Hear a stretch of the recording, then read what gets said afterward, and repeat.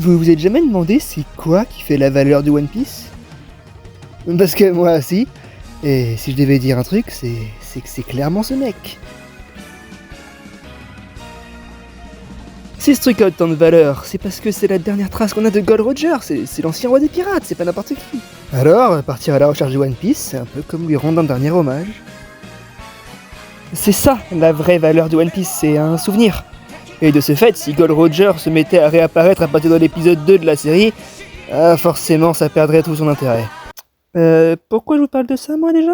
Ah oui, c'est vrai, je voulais votre avis sur cette piste de réflexion que je prépare pour mon épisode sur One Piece. Donc bon, maintenant, on va passer au vrai sujet. Aujourd'hui, c'est Pokémon. Mais pas celui que vous pensez. Je suis Erika, la championne de Céladopole. Prépare-toi à affronter mon équipe de Pokémon qui pue.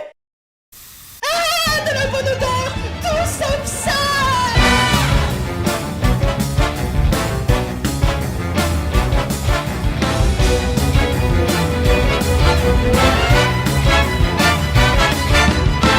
Ah, Neptenio. Surnommé Nep par sa communauté, ou encore, et à raison, le prince de l'animation indépendante française. Il est impossible d'être fan de Pokémon ou d'animation française sans être tombé ne serait-ce qu'une seule fois sur sa chaîne.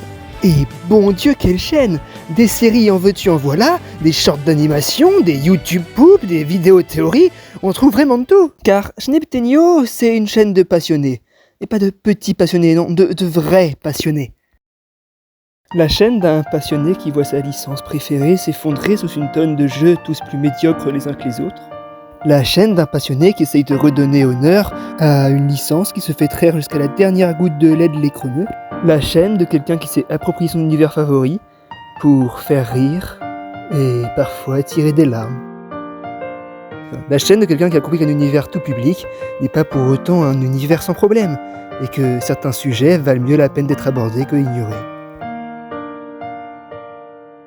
La chaîne de quelqu'un qui a compris que parfois Pokémon peut aller plus loin que la simple violence animale et qui sait faire la différence entre l'exploitation de sujets sensibles et la prévention. Et pourtant, sa chaîne ne prouve toujours qu'une seule et même chose.